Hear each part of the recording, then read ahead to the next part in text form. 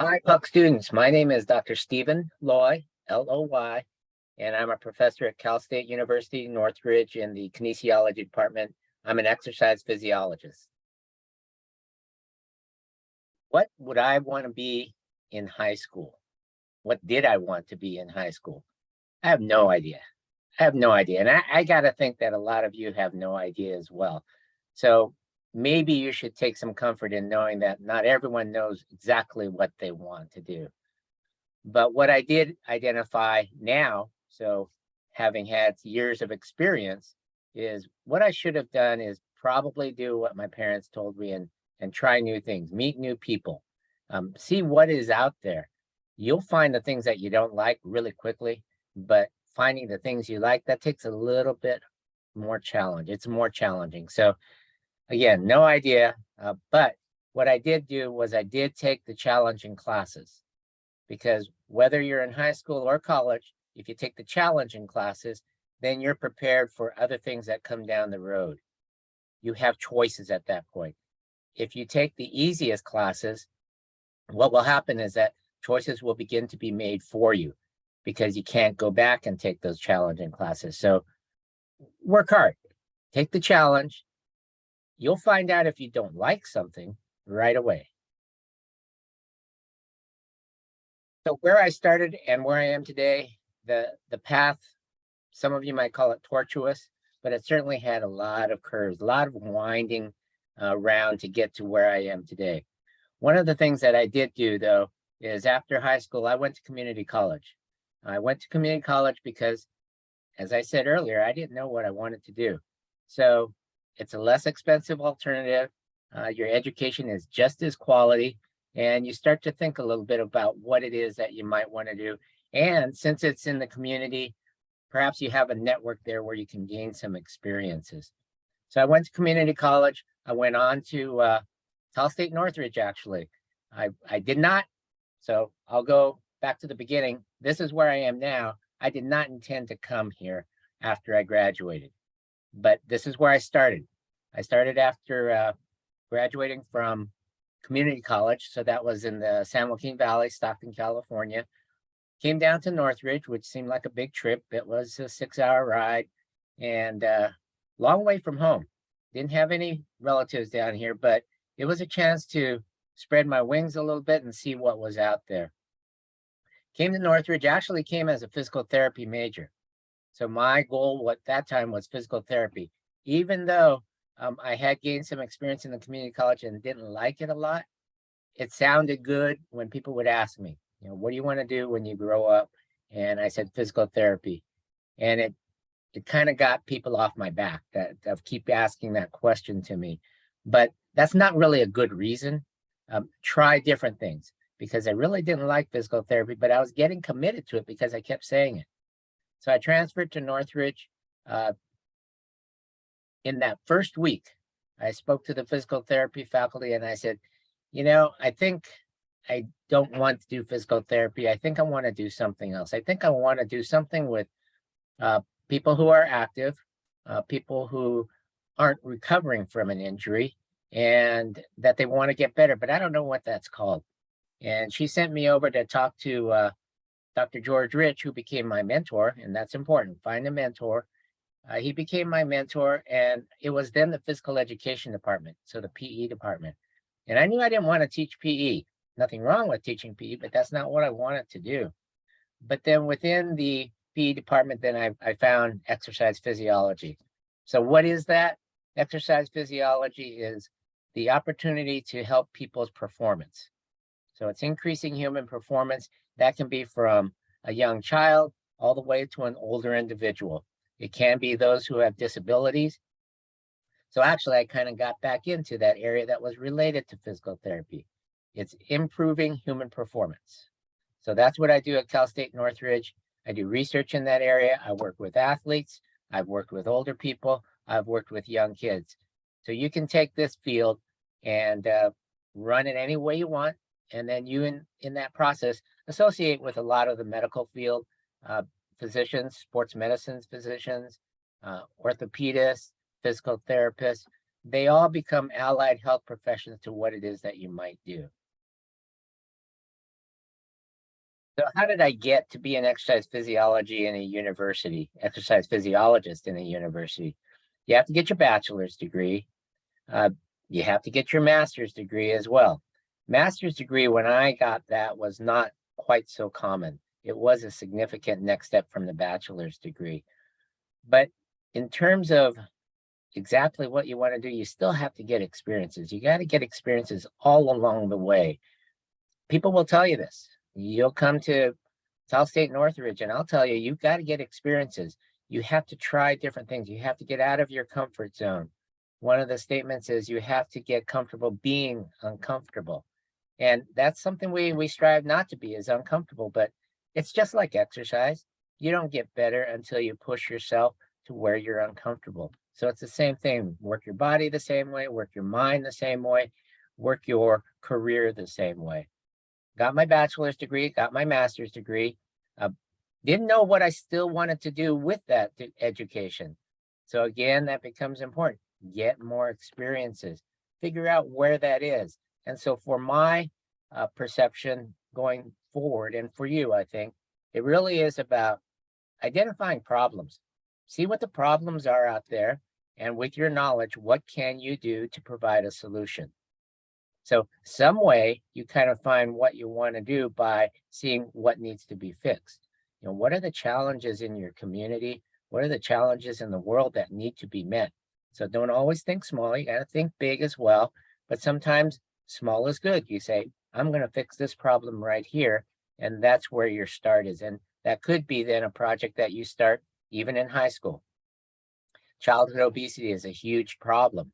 But here you are, 9, 10th, 11th, 12th grade, perhaps.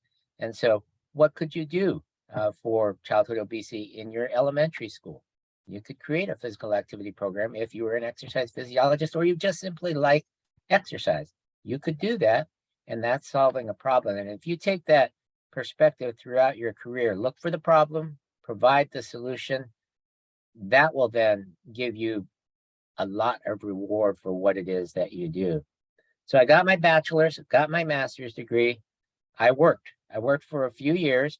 I worked at LA County as an occupational health person.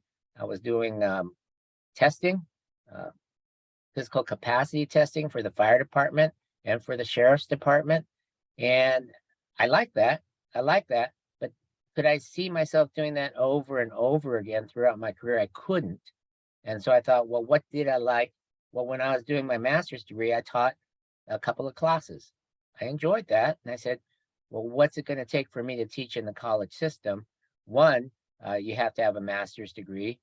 That gets you one level of teaching. But if you want to teach at the higher level, the graduate school, typically, you need then a doctorate. And so that told me I needed to go on for my doctorate, more education.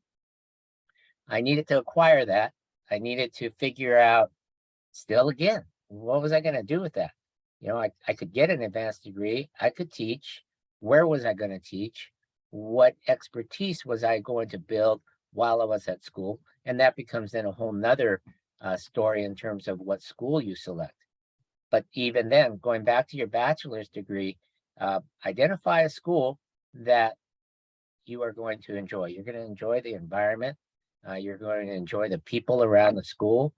But yet at the same point in time, that may not be the luxury of a choice that you have. Maybe you have to go to a particular school. Here in the Valley, you could end up going to Cal State Northridge. Wherever you go, you make the best of that situation and you find good people. You find good people who are teaching good things, and the education can far outstrip that you might receive at another institution in a different area of the country, or one that seems to have more prestige. We do something at Northridge right now that no other university is doing in the country.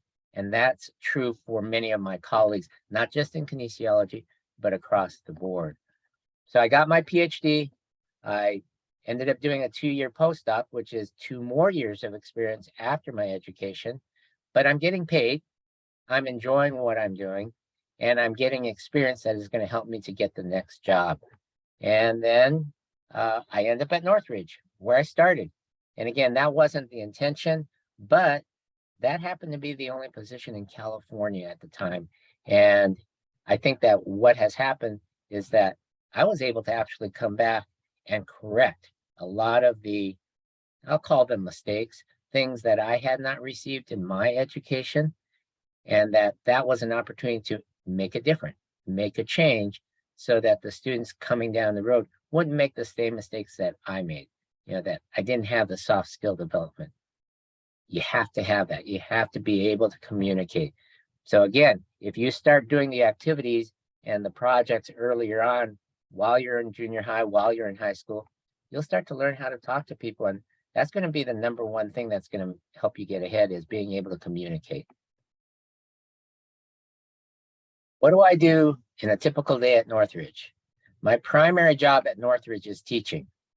You may go to another university and your primary job may be research. So as you get to that level of identifying where it is your career is going to be, identify what is the mission of that university and what are the requirements. So I teach 4 classes, and in those 4 classes, they tend to be in my area of expertise, exercise physiology. I teach mostly juniors, seniors, and graduate students. So these are students further along in the process. They have identified that this is an area that they want to go into. But again, like myself, they haven't identified exactly what they're going to do with it. And so the encouragement I gave to you, and then I give to myself now, is to continue to seek experiences, to meet people, to find that mentor within that university. And so I do serve as a mentor to many students. They come to me. And what is a mentor? Mentor is not simply an advisor. It's someone who cares about you, who knows more about you, who can guide you to that next step. It's not simple advisement. It's a two-way relationship. They care about you, you care about them. And so I teach, I mentor, I supervise graduate students, I engage in research. And so you say, well, what kind of research might you engage in? It's what I want to do. It's what I'm interested in. And it goes back to the earlier statement of finding the problem. So one of the early research projects I engaged in was cross-training. People were talking about cross-training, but they didn't really know what it was. And I was looking at it. If you were to run a marathon, do you have to train at the marathon? Could you do some other activity? So what about cycling? What about stair climbing? So I looked at the 3 of those together, and really at that point in time, triathlons were beginning. So you had to swim, you had to bike, you had to run. And so you can't just do one kind of training. So you have the multiple activities that you train for. You have the cross training, which means sometimes, you get tired of running and you don't want to overuse that particular muscle. So you go into cycling. Not necessarily swimming. Swimming will help swimming, but swimming won't help running. So this is part of that exercise physiology that I have of identifying the specific training that's going to allow the adaptations to occur for the demands that you are going to put upon yourself in that athletic event. So teaching, research, service to the community. And so one of the things that I counsel new faculty on is, if you have 3 buckets to fill, if you can relate those 3 things. So I do community service, but I tie that into physical activity and I tie my research. So in essence, I'm doing one thing and getting 3 benefits from it. So some people say it's work smarter, not harder, that you can accomplish much if you start to think, how are things related? And then you don't overwhelm yourself, you don't stress yourself. And it's a challenge, but everything you do, if you can tie them together, you are going to be better off. So what do you do on your first day at work? You've got the job description, so you kind of know what it is that you have to do. But it doesn't matter. No matter what job I've started at, my first job out of college, my first job here, or my first time here at Northridge, you got to get the lay of the land. You got to give yourself a beat. Give yourself a minute to say, okay, I'm here. What am I going to need to do? What does my job description say? What's the reality? Because sometimes they don't match. talk to people, talk to your colleagues, get to know the environment of where you're at. One of my first jobs, my objective was to get there before my supervisor and leave after my supervisor. I never got there before her for a month.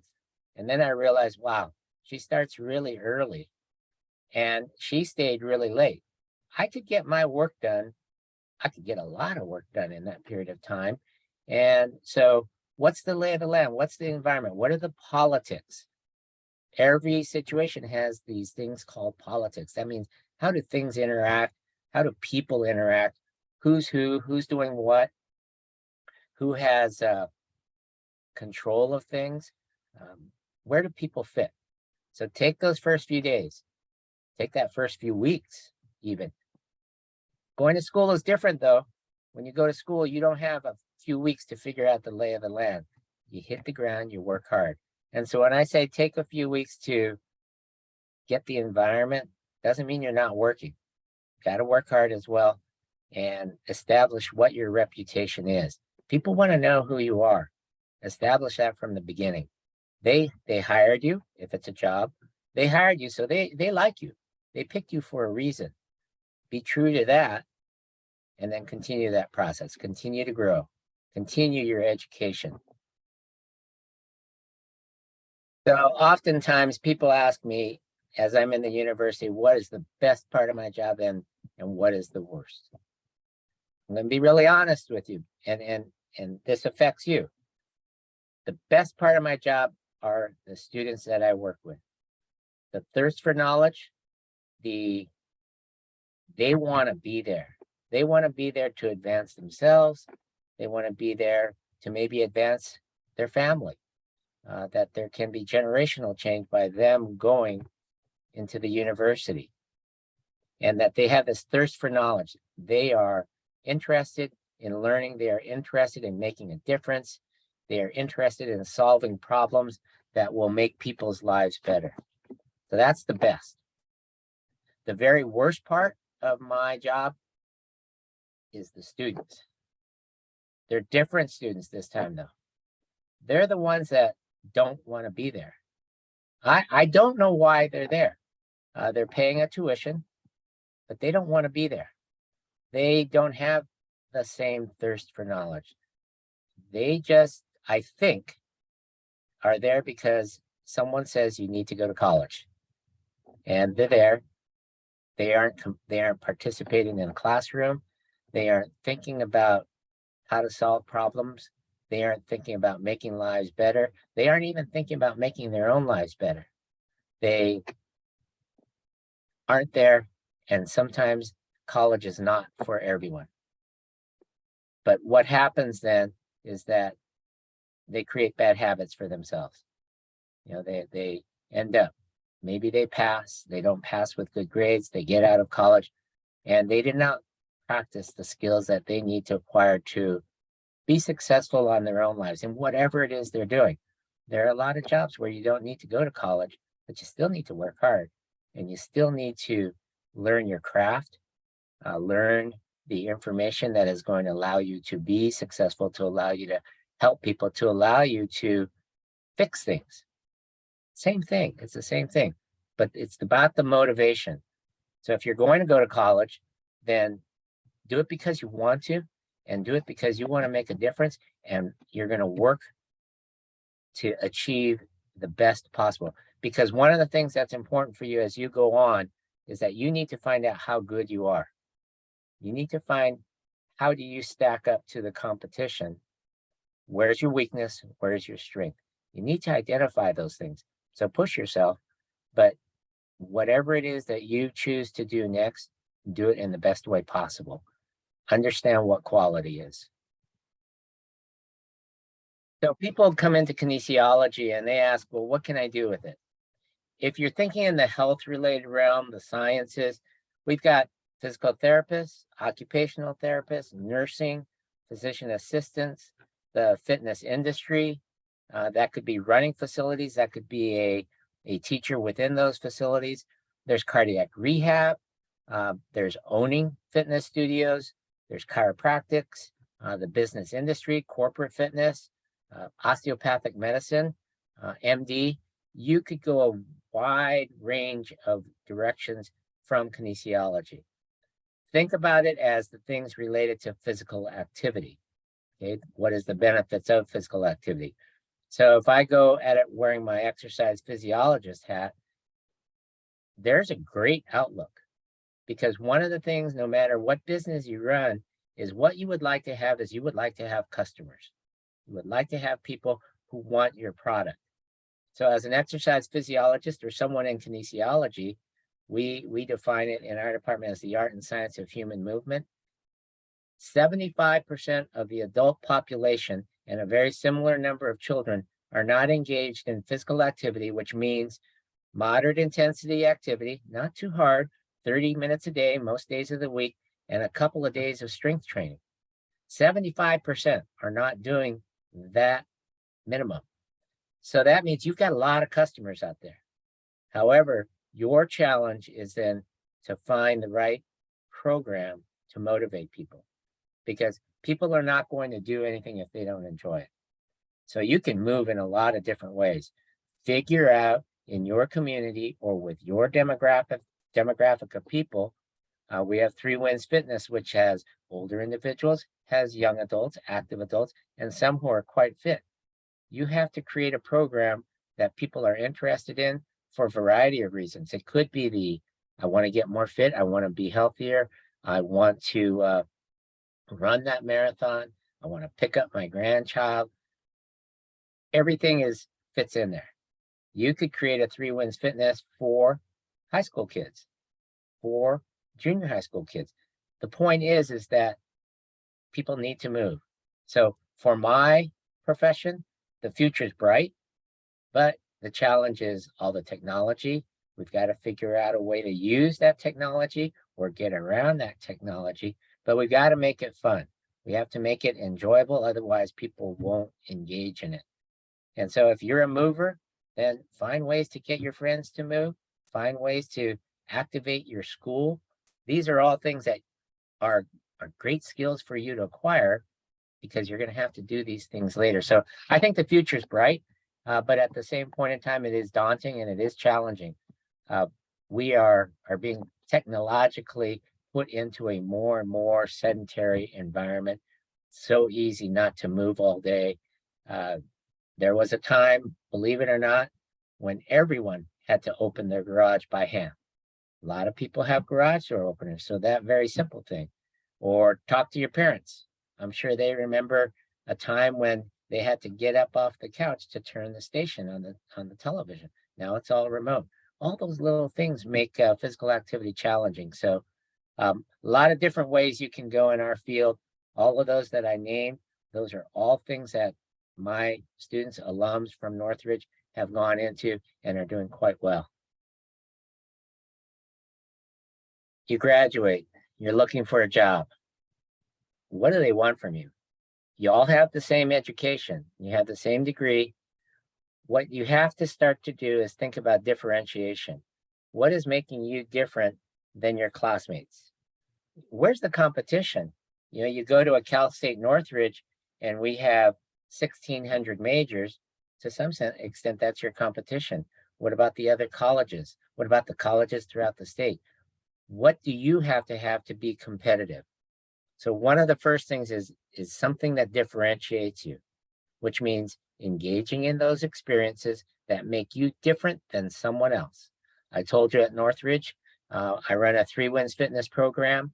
We were the only program university in the country running this kind of program. Now there are a few others, but they are running our program. So you still come to Northridge, you're still where it began. Do something that is different than the next person. But some of the things that employers, no matter what opportunity you engage in, they're looking for is your ability to listen. So these are videos. Are you really listening, or are you just playing time? Gotta listen. Attention to detail. So what is the detail that you have to get from that information to get something done? Are you paying attention?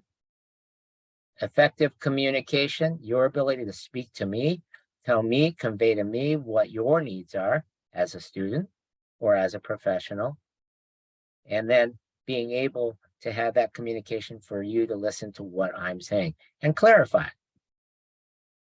Make sure that you get along well with people.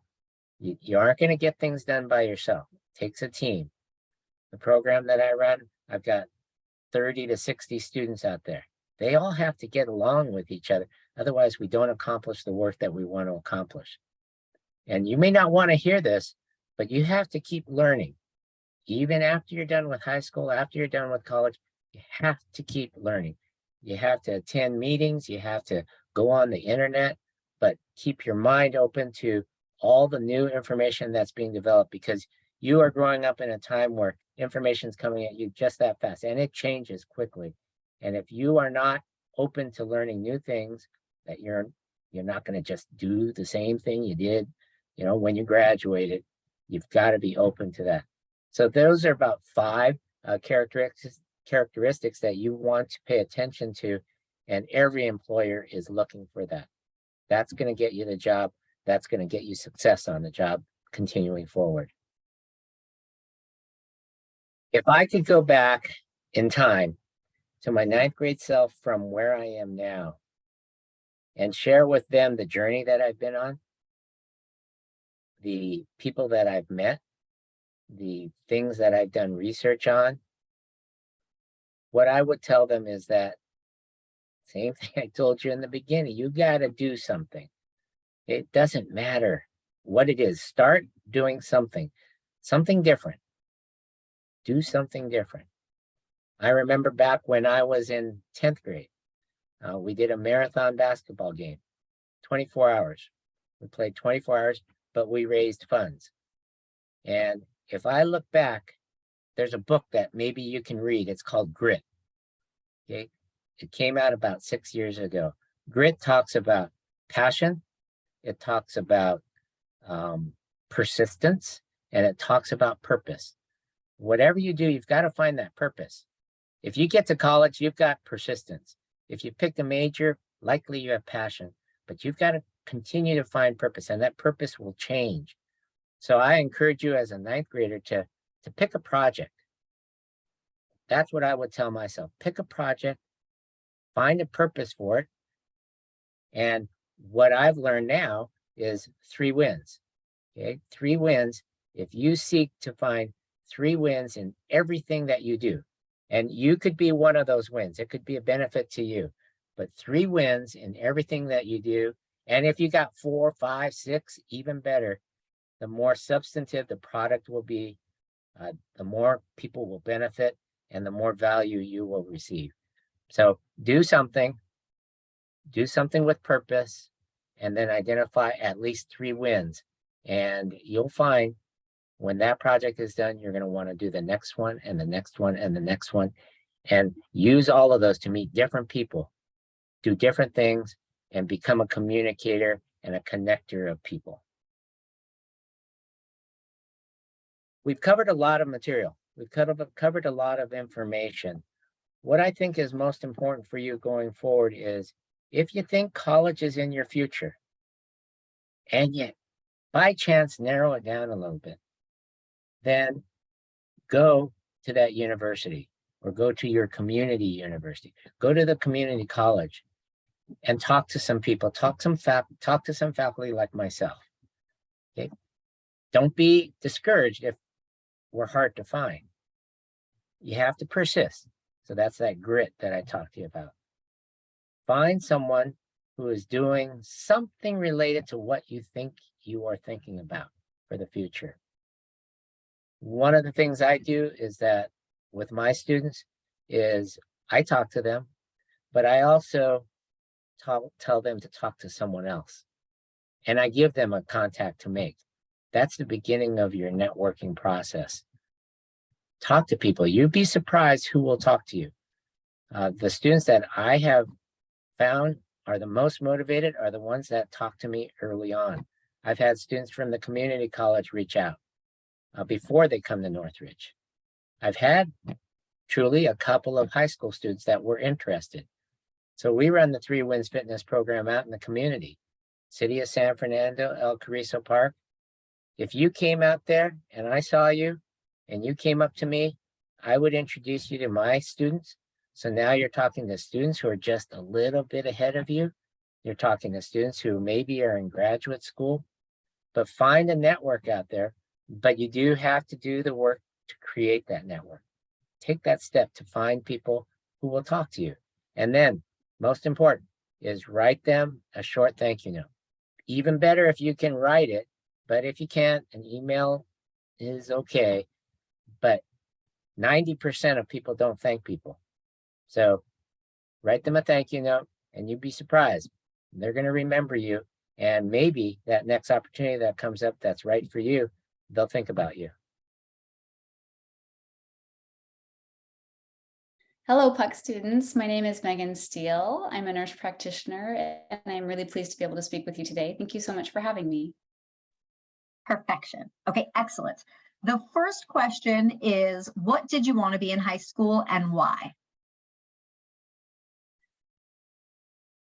In high school, I did actually want to become a nurse. My mother's a nurse midwife and got her master's degree in nursing. And so I really did want to follow in her footsteps and sort of researched when I was in high school what needed to happen in order to make that dream come true, and it did. And it's nice to be able to have her as somebody to lean on in the same field. I started my career journey in undergrad at University of Southern California, USC, and even entering in as a freshman there, I knew I wanted to go into medicine. But I knew I also wanted to take a little bit of a different path and explore other knowledge fields. And so I purposely chose pursuing a bachelor's degree in kinesiology and biology, knowing that there were programs at the master's degree level that existed to allow students to come in without a bachelor's of nursing and become a nurse, regardless of what they'd done as an undergrad. So I then completed undergrad and pursued a master's degree at Yale University, which offers this great program where you do a direct entry, like I just explained, and then complete a master's degree of nursing. Once I finished my master's degree, my first job was actually for LA County back in Los Angeles. I had gone to the East Coast, came back to the West Coast, took a job as a nurse practitioner for a group of physicians that did contracted work with LACUSC, the main county hospital. And as a nurse practitioner within that group, I was seeing a lot of patients for mental health concerns, primary care concerns. So, basic diagnoses like high blood pressure and diabetes. And so managing the needs of patients within a hospital setting at that time, and then also within an urgent care setting. And that's a lot of times how nurses and nurse practitioners will start their first job, is sort of in a setting that has a little bit more supervision with physicians and with other more seasoned medical staff to lean on. So that was a great launching point, because then I went into a much more subspecialized group doing HIV care as a nurse practitioner for patients that were homeless and suffering from substance abuse. And because I'd had this great, I think, platform to launch off of after 5 years in a hospital setting, it made becoming independent in a private practice much easier. After finishing up about 5 years, working with a lot more supervision from physicians and, like I said, some older nursing colleagues, I then was able to launch into a much more independent role and do some subspecialized care of HIV patients, really on my own, with still some supervision and some help from physicians, but a lot more independent work. So I ended up doing that for a couple of years, and I was so thankful to have had that experience, because very shortly after being there for about 2 years, we moved overseas. And I accepted a job with the State Department for the United States and was working in U.S. Embassy Abu Dhabi then for about 7 years. And in that practice, as a nurse practitioner, I was completely independent in a very small sort of family practice like setting, urgent care like setting within our embassy in Abu Dhabi, caring for diplomats, military officers, intelligence officers, their kids. So doing primary care for this very small community overseas and doing it with minimal, again, minimal supervision. I was sort of on my own, taking care of all these people. I had physicians in the region that I would reach out to for support if I had needed help with diagnoses or specific care plans for patients. But most of it was independent and just really great to be able to practice sort of what I would term sort of 1950s medicine, because you could take as long as you want with the patient. And we did paper charting for security reasons. And I would go to their houses and care for them within their houses. So kind of going back to what medicine used to be, which is really honestly getting to know the patient and becoming part of their family. So a typical day for a nurse practitioner, and I guess I'll take a step back, as a registered nurse within a hospital setting, oftentimes shifts are going to be 12-hour shifts, and registered nurses who work incredibly hard on inpatient units across all hospitals in the United States tend to work a 12-hour shift, usually 7 o'clock in the morning until 7 o'clock at night. I did do some of that at the start of my career, and I'm glad I did, because it teaches you a lot about yourself and you have to develop a lot of stamina for it. As I progressed through my career and have now been a nurse practitioner for 14 years, I have been able to set my own hours to some degree. I am still now working for a hospital, but I work much shorter part-time hours in order to be home with my little one. So my hours typically are looking like 8 o'clock to 8:30, and then till mid-afternoon about 2 o'clock, because I'm just part-time. But it took a long time for me to get there. Like I said, 14 years of working full-time and taking on long shifts in order to finally get to a point where I can kind of set my own hours. When you start off in the field of nursing, whether you're a registered nurse or a nurse practitioner, I think it's important to understand the idea of just being patient, and patience and empathy, I think, are the two big words that come to mind, because you have people coming to you for all kinds of reasons. And oftentimes they haven't had a chance to really share their story or their experience with their illness or their family member's illness. And you're their sounding board. And so offering them enough time to do that, and then offering some empathetic response back and demonstrating that you're listening with active listening and making eye contact, I think goes a long way. So those are the two primary skills I've tried to pass on to nursing students. So the best part of my job as a nurse practitioner, the best part I experienced came when I was overseas working for the US Embassy and taking care of diplomats and their kids. The best part of that was being able to go into my patients' homes and actually do home care for them. You become part of their family. I would take care of their kids, say, for example, treat their kids for strep throat, and then I would listen to mom who may be having some depression symptoms at the same time. And so it was so lovely and so valuable to be able to become a family member. And you really do, once you start to take care of people for a long period of time, I think they embrace you as if you're part of their family, and that's very special. I would say the worst part of my job as a nurse practitioner, I think you're on call all the time. Whether it's a weekend, middle of the night, over the course of my career, I've been woken up by the phone in the middle of the night more times than I can count.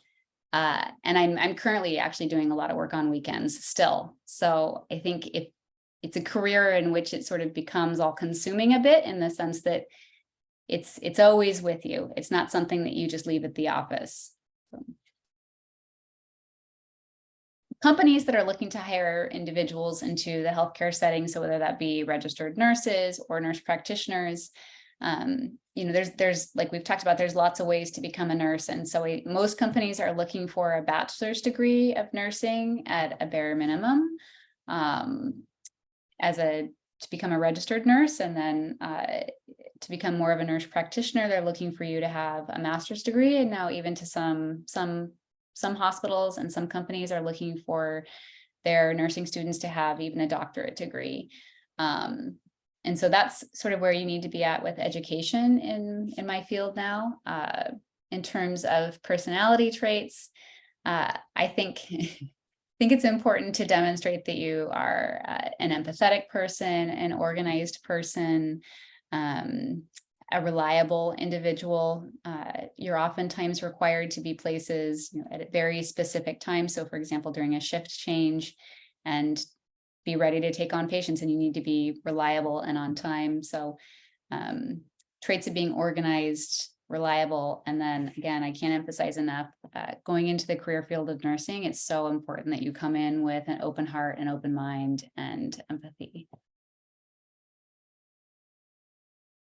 As a younger person, as a teenager in 9th grade, what I would have told myself about what I wanted in my career and what I wanted in my life, if I could go back and talk to that 14-year-old girl, the first thing I would say is to follow your heart, because I did, and it is something that worked for me, and the desire to become a nurse and to get into the healthcare field was a desire I had from a very small child, and so I followed that dream. And I think following your dreams is something everybody is capable of doing. It's just finding the stamina and the patience to do it. But the second thing I think I would tell myself is my focus is adult primary care and mental health, really. So, but I have found over the years that I have loved to do pediatric care as well. And I can remember kind of going into my nursing school education and thinking, I'm going to do pediatrics, and then sort of moving away from that. And I'm not sure if I can remember why I sort of moved away from it, but I did. But if I could go back, I would tell myself to pursue family practice and to pursue a much broader aspect of nursing, so that I could have the ability to kind of move a little bit within patient populations through my career.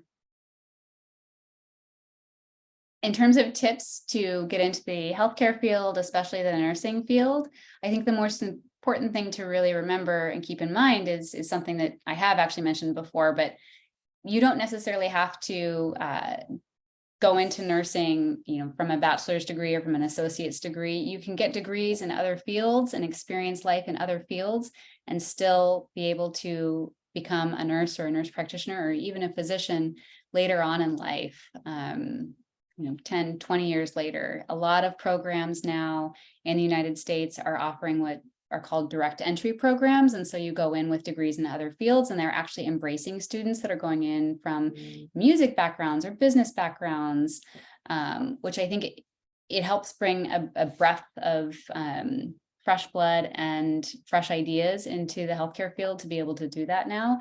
And so the tip really is, if you have interests outside of healthcare, you can still pursue those. And I think everyone should still pursue those. Healthcare is always going to be there. And now with all of these great programs that exist, there's always a chance to hop into it. Hello, my name is Allan Gonzales, and I am a respiratory therapist or respiratory care practitioner by profession. I am the current program director for the respiratory therapy program at East Los Angeles College here in Monterey Park, California. What do I want to be in high school? Well, first, I wanted to be an accountant. However, after going through some economic times here in the United States, I've seen people getting laid off in the economic downturns. However, what I've seen that is consistent having jobs open are healthcare. So regardless of the economy, whether it's going up or going down, people will get sick. So I decided that I needed a stable profession, a reliable profession that would take care of me as much as I want to take care of it as well. So I chose respiratory therapy. So my career journey, basically, I graduated with a bachelor's degree in economics at California State University in Los Angeles.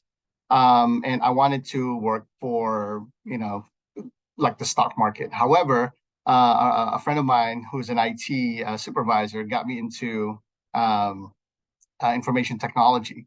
So I started off as working as a tech support, fixing computers and software issues. However, again, because of the economic downturn, I had to leave that industry and chose healthcare, again, with the reasons of stability. At first, I wasn't sure of what respiratory therapy is. However, I remember as a kid, I had a toy stethoscope. So my first question was, does respiratory therapy use stethoscope? And when the school said yes, I go, sign me up. And the rest is history. I love being a respiratory therapist. The education itself is challenging, but it is very rewarding. It provided me with a stable career, lots of opportunities to be able to provide for me and my family. The required training and education for a respiratory therapist nowadays is a two-year. It's a two-year degree. When you graduate from, let's say, at East Los Angeles College, the respiratory therapy program, you will have an Associates of Science in Respiratory Therapy. Now, this two-year degree, this does not include any type of prerequisites or other courses such as general education to get to the associate's level. So you may spend about a year or so doing the prerequisites, and then the actual program is a two-year degree. Once you have finished the respiratory therapy program in 2 years, then you are prepared to take the board exam, in which you will pass as a registered respiratory therapist or an RRT, and then you will be able to apply for the respiratory care practitioner license for the state of California. And then from then on, the possibilities are endless. You could work in many hospital sites, pulmonary rehab facilities, and home care as well. So the opportunities are endless. A typical workday for a respiratory therapist when I was still doing bedside care is usually in the morning, there is what we call a report. Basically, when I was working on the day shift, the night shift staff will give a report on all the patients that we will be having. But once that's done, I usually log into the computer or go to the nurses' stations, check the patient's files and records, and confirm or double check any physician's orders. Once that's done, I make my rounds, going from one patient to another, either giving them treatments or assessing them if they are on a life support machine, which we call a mechanical ventilator. So throughout the day, it could be just giving treatment. Sometimes you may be called to the ER. If there's an emergency, we may be doing CPR, responding to code blues, in which a patient's heart has stopped and we may need to do CPR. There are also other opportunities like outpatient. So nothing is the same on a daily basis. But at the end of the day, you know that at least at some point, you were able to alleviate any symptoms and make your patients feel better. And that's for the bedside care. Currently, as a program director, I started off as an educator, being a respiratory therapy instructor. With that, again, besides my bachelor's degree, I also have a master's in education, adult education. So what I do is I teach a class. Currently, I teach cardiopulmonary pathophysiology, basically heart and lung diseases. I teach my students, to make sure they know how a disease progresses and how to treat them. At the same time, I also deal administratively with different types of accreditation agencies to make sure that our program is meeting these standards to stay competitive in the respiratory therapy education. Well, the best and worst part of my job as a respiratory therapist, again at bedside, I'll start off with the worst, actually. It's sometimes there are patients that you want to help, and then they either not helping themselves, or maybe they're at the end stages of life in which you really have no control over. You'll have patients that, we call them frequent flyers. Basically, they are always in the hospital. They get admitted, they get sick, they get better, they get sick again. So you see them, you get to know them and their families. And when that time comes, if a patient passes away, it's kind of tough emotionally, just because even though you are not related to them, you've grown accustomed to their presence. You get to talk to them. You've seen either their progress or regress, getting better or getting worse. So those are the tough parts, seeing different types of patient population die, from adults to kids to babies. However, the best part, which is majority of what's going to happen, at least in my experience, is these patients that you help, they say thank you. You see in their face that from having shortness of breath or difficulty breathing, now they could breathe better. You will give them, you will alleviate some of their symptoms.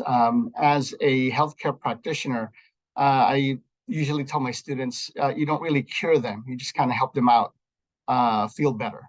And so those are the best parts of the job, whether they say thank you or not.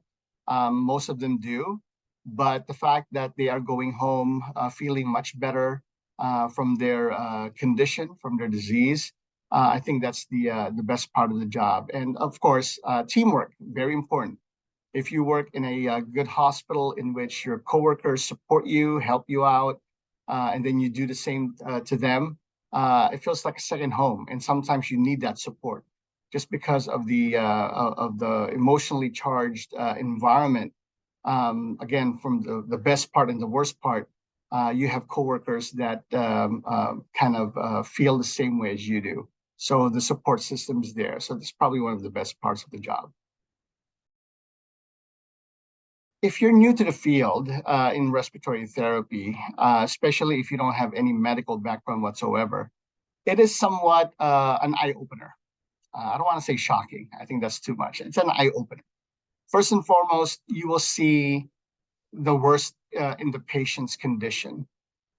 If they're breathing and their condition is other than breathing, maybe a respiratory therapist will not see them. However, if a respiratory therapist is included in the care of the patient, then that means something's going on with their lungs, their airways, maybe their heart. So breathing will be affected. And again, on a worst case scenario, it may come to a point that the shortness of breath may eventually lead to the patient stop breathing. And we may have to put an artificial airway down there into their throat, into their trachea or the airways, and put them on a machine. And again, that's something that we do. So those are the type of eye opener that a typical new respiratory therapist might see. And one of the good things, though, but also an eye opener, is you may be called to attend a cesarean section, a delivery, a high-risk delivery, in which you may have to take care of a baby, coming out from the womb of the mom, and this baby may or may not be breathing. So you may have to be prepared for that. But this program, in the RT program at East LA College, will prepare you for that. The ideal candidate, at least from the beginning, as a respiratory student, what we look for is, grades, of course. You must have a very good or high GPA, especially in the sciences. You must love science. If you have a good background or experience in direct patient care, if you have a healthcare background, that's great, although not required. However, a lot of people could give those types of requirements. What is something that you cannot see on paper that's very important is you gotta love helping people. You gotta love taking care of the sick. You gotta have empathy. That's something that we can't teach. That's mostly ingrained in a candidate, in a person.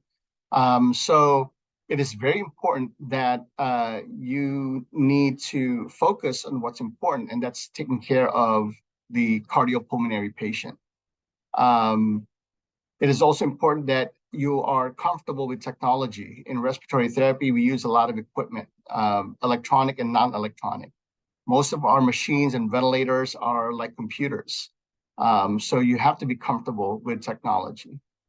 you must have at least good manual dexterity, just because you'll be working with machines. You need to set up equipments, dismantling stuff. But at the same time, and probably the most important is, you got to have good bedside care. That means that you should be able to communicate with your patients. You must have empathy.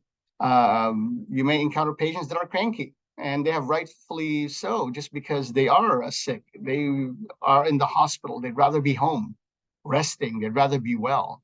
So, and most of these patients, they're not intentionally trying to be cranky. They just want somebody to listen to them. And as a healthcare practitioner, especially respiratory therapy, I think that's an important aspect of our job, is to just be there for them. And again, in hopes of taking care of them and alleviating their symptoms by means of the care that we provide. If I could go back, I would probably, tell my younger self to take the sciences seriously. Growing up as a student in the elementary, high school, my sciences, I took it seriously, but not as serious as history. I'm a history buff. So for me, I would have told my younger self to concentrate on the sciences, or at least give importance to the sciences, to math. Basically, now we call it the STEM categories or STEM courses. Just because I entered the profession at a later age. If I'm not mistaken, I was about 29, 30 years old when I entered the profession. As compared to some of my colleagues right now, they entered respiratory therapy at the age of between 18 and 20. So they have a lot of years behind them, even in their early 30s. So I would probably just kind of say to myself to be more outgoing, have good communication skills, because I was an introvert back then, and study hard, especially the sciences. Well, my advice to current high school students is you got to find what you love, whether it be healthcare or not.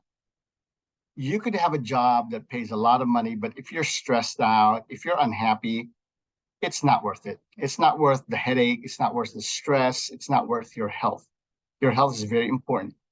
For me, I get tired, but I don't get stressed. Those are two different things. Being tired is normal, especially if there's a lot of work to do. That's normal, especially working in the hospital. But you got to love what you do. And then for me, I thought I would love working in an office. And part of my job as a program director still is administrative. But the fact that I'm balancing it out with teaching respiratory topics to my students, and then again, a few years back, working at bedside, I love it. I mean, worst case scenario, if I don't have this job, I don't mind going back to bedside, working in a hospital. So, healthcare is good. Like I said, economy is up or down. People will get sick. So I think healthcare is a good field. Again, it is basically your choice, whether you want to go respiratory therapy, nursing, radiology, phlebotomy, medical records. You just gotta do you gotta do soul searching and a complete self-assessment on what you really want to do. And then for me, instead of being a nurse generalizing, I said, you know what, being a general practitioner, I'd rather be a specialist in the heart and the lungs. That's why I chose respiratory therapy. And again, like I said, the program here at East LA College is a very good program. It's a 2-year program, and our pass rates are way above 90%. Our job placement, same thing, above 90%. And, we will prepare you. Because of that pass rates that are very high, we are preparing you to be productive members of the healthcare community and society in general. And it's a career that you won't regret entering. So good luck to everybody.